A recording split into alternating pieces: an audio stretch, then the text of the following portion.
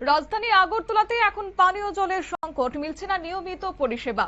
আর সেই অভিযোগ তুলে এবং দাবি জানিয়ে দ্রুত সমস্যা সমাধানের দাবি জানিয়ে আজকে সরব হয়েছে সারা ভারত গণতান্ত্রিক নারী সমিতি। সমস্যা সমাধানে দ্রুত জল বোর্ডের সাব ডিভিশন 1 এর সহকারী ইঞ্জিনিয়ার নির্মল কান্তি পালের হাতে স্মারকলিপি তুলে দিয়েছেন এবং সোমবার সংগঠনের এক প্রতিনিধি দল জল বোর্ড কার্যালয়ে গিয়ে বিভিন্ন এলাকার বাসিন্দাদের ভোগান্তির কথা তুলে ধরেছেন। তাদের অভিযোগ হচ্ছে যে নিয়মিত জল সরবরাহ ব্যাহত হওয়ায় সাধারণ মানুষকে চরম দুর্ভোগের মধ্যে পড়তে হচ্ছে। শুনুন কি বললেন এই প্রসঙ্গে বাম নারী নেত্রী মিতালি ভট্টাচার্য। আজকে সারা ভারত গণতান্ত্রিক নারী সমিতি পূর্ব লোকাল কমিটির উদ্যোগে দীর্ঘদিনের সমস্যা, বিশেষ করে আমরা জানি যে জলের আর এক নাম জীবন। এই জল নিয়ে ব্যাপক সমস্যা দেখা দিয়েছে এলাকার মধ্যে। বিভিন্ন জায়গার মধ্যে জল পর্যাপ্ত পরিমাণে যাচ্ছে না। তারপর পাইপলাইনগুলো ভেঙে আছে কোথাও কোথাও।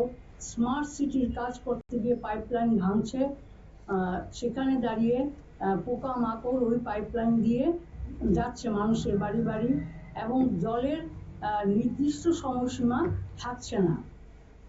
পাশাপাশি আমরা বলেছি যে অটল জলধারার যে জল লাইন, এখনো সেই লাইনগুলি চালু হয়নি বা সবার বাড়িতে এখনো যায়নি।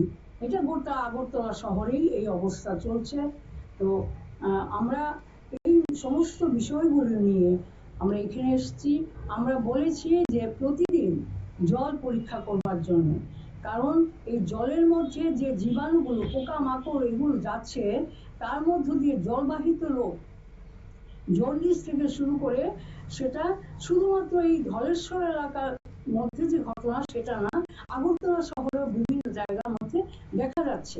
তো আমরা বিভিন্ন জায়গায় জায়গায় যাচ্ছি, দিয়ে শহর আগরতলা জুড়ে জল সংকটের সমস্যা সমাধানে এবার স্মারকলিপি প্রদান করা হয়েছে সারা ভারত গণতান্ত্রিক নারী সমিতির পক্ষ থেকে। এবং এই জল সংকটের কারণে গৃহস্থালির বিভিন্ন কাজ থেকে শুরু করে পানীয় জল সংগ্রহ এছাড়াও দৈনন্দিন জীবনযাত্রা অনেকটাই ব্যাহত হচ্ছে। তাই তারই প্রতিবাদে জানিয়ে আজকে স্মারকলিপি প্রদান করা হয়। একই সঙ্গে তারা জানিয়েছেন যে দ্রুত যদি সমস্যা সমাধান না করা হয় তাহলে আগামী দিনে বৃহত্তর আন্দোলনের পথে হাঁটতে তারা বাধ্য হবেন। নিয়ে নিচ্ছে ছোট্ট একটি বিজ্ঞাপন বিরতির সঙ্গে থাকুন।